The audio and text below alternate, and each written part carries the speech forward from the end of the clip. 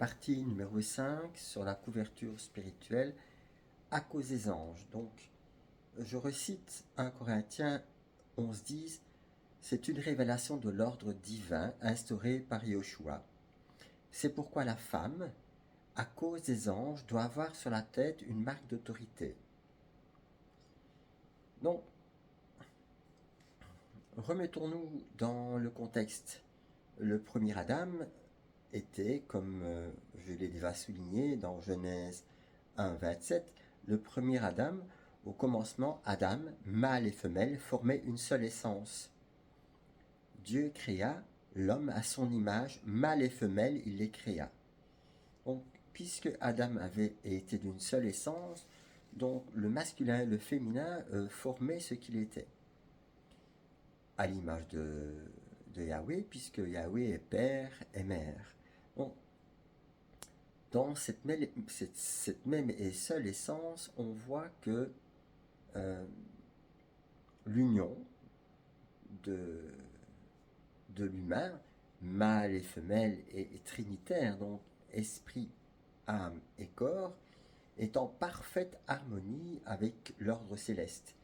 La désobéissance a eu un résultat, donc c'est le serpent qui a trompé le côté féminin d'Adam, et l'ordre divin a été ainsi brisé. L'autorité fut perdue, l'homme devint esclave du péché, et séparé, donc le féminin est devenu extérieur, et comme je l'ai déjà expliqué, la couverture spirituelle qu'ils avaient a été perdue, donc or représente cette couverture spirituelle. Donc ils l'ont perdue, ils ont essayé de se couvrir eux-mêmes de feuilles de figues. Donc, Dieu leur a demandé d'ailleurs pourquoi et comment ils ont su qu'ils étaient nus, puisqu'ils avaient perdu cette couverture. Et donc Dieu les a revêtus de peau. Donc ils sont devenus charnels et physiques. Et ensuite chassés du jardin d'Éden. Donc l'homme est devenu étranger, je veux dire, et à la recherche de l'Éden à l'extérieur. Donc les anges étaient présents au moment de la chute. Et ils sont donc témoins de ce qu'il s'est passé. Le mystère du second Adam, Yahushua, qui est venu en fait pour restaurer l'ordre divin. Yahushua, le Fils éternel, s'est dépouillé de toute sa gloire et s'est fait de peu inférieur aux anges, selon Hébreux 2:7. Donc tu l'as laissé pour un peu de temps au-dessous des anges, tu l'as couronné de gloire et d'honneur. Pourquoi? Parce que l'homme déchu, Adam, était par sa désobéissance devenu inférieur aux anges, donc inférieur à la position originelle. Et les anges ont été témoins de ce qui s'est passé. Les anges ont ici aussi été témoins du rétablissement. Quand Paul dit la femme doit avoir sur la tête une marque d'autorité à cause des anges, il parle évidemment de l'ordre divin qui avait été établi, à savoir Elohim, Adam, ensuite la femme, et puis toute la création. Donc, je ne parle pas ici de coutume, mais d'un témoignage céleste. Donc, il ne s'agit pas ici d'y voir une incapacité ou une humiliation du côté féminin par rapport au côté masculin, mais de voir l'ordre rétabli. Nous savons que la parole de Dieu, quand elle nous parle et quand elle parle du peuple hébreu, il parle de la femme qui tantôt est fidèle, dans le Cantique des Cantiques, comme elle est belle, etc., etc., et tantôt est rebelle et elle est considérée par Dieu comme prostituée quand on voit Osée, etc. Donc, en Yeshua, l'Ecclésia devient la fiancée. Donc, elle représente à nouveau le côté féminin. Et quand l'Ecclésia rentre dans l'ordre établi par Dieu, on voit que cette hiérarchie est vue aussi dans le monde spirituel. Donc chaque fois que la femme se soumet selon l'ordre de Dieu et que l'homme marche dans l'autorité de Yeshua, les anges contemplent la sagesse de Dieu accomplie par le second Adam, qui a été obéissant jusqu'à la mort. C'est la même chose pour nous. Notre chemin, c'est le chemin de la croix, c'est d'être obéissant jusqu'à la mort. À la mort de quoi? La mort du je. Pas ma volonté, Père, mais ta volonté. Donc, afin que la sagesse infiniment variée de Dieu soit manifestée par l'Ecclésia aux principautés et aux autorités dans les lieux célestes. Éphésiens 3,10. Donc, nous voyons que cette hiérarchie établie par Dieu est témoin de ce que l'Ecclésia vit et fait sur terre. Elle est témoin dans le monde physique, par la façon dont nous vivons, et dans le monde spirituel, si vraiment nous avons cette soumission. À cause des anges signifie donc que le ciel observe la restauration de l'ordre perdu, que les anges apprennent par la soumission de la femme et l'obéissance de l'homme, que Yahushua, par son abaissement, a relevé l'homme au-dessus des anges, lui rendant l'autorité spirituelle perdue.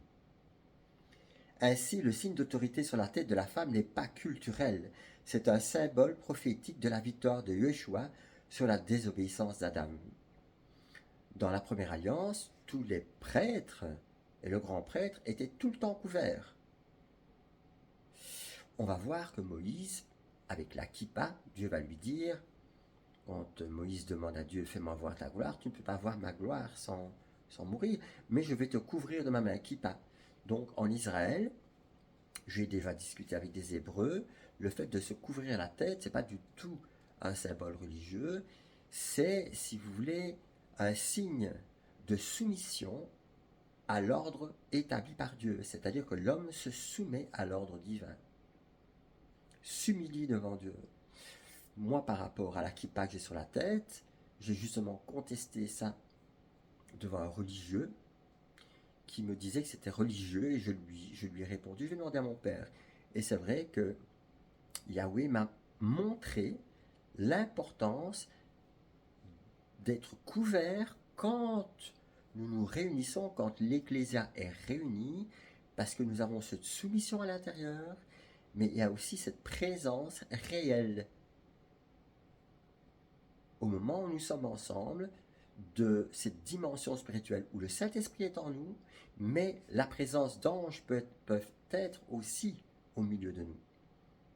Donc, on voit que ce signe extérieur n'est réel qu'à partir du moment où il est vécu à l'intérieur. Conclusion, à cause des anges témoignent d'une façon céleste le rétablissement de l'ordre divin. Le premier Adam, la création a été soumise à la corruption.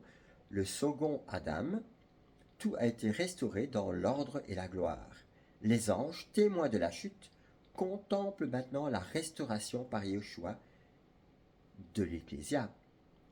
Lisez Apocalypse 14 et vous allez voir que l'Ecclésia est un seul cœur, une seule âme, une seule pensée en Yeshua. Donc, le signe d'autorité n'est pas une tradition, c'est une déclaration spirituelle.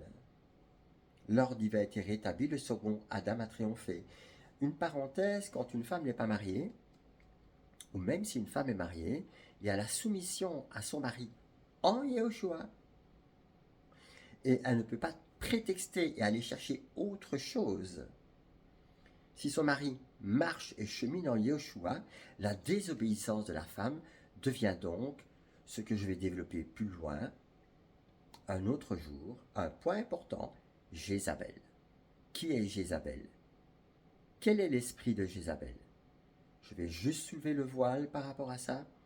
Jézabel représente la révolte de l'humanité contre Dieu. Et je vais référencer ça par rapport au passage biblique. Ça représente aussi la révolte de l'Ecclésia et ça représente l'Ecclésia apostate. Maintenant, quand une femme n'est pas mariée, de toute façon, la seule autorité au-dessus d'elle, c'est la parole. Et la parole, c'est Yeshua, puisqu'il est la parole incarnée. Jean 1:1. Au commencement était la parole était avec Dieu, et la parole était Dieu.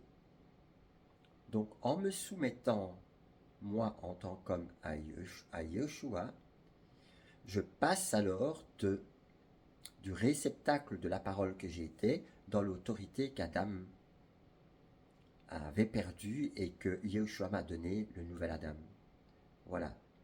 Soyez bénis et que vous puissiez, avec l'aide du Saint-Esprit, parce que c'est le Saint-Esprit qui révèle sa parole, que vous puissiez rentrer dans cette église victorieuse. Et le point suivant est important, Jézabel.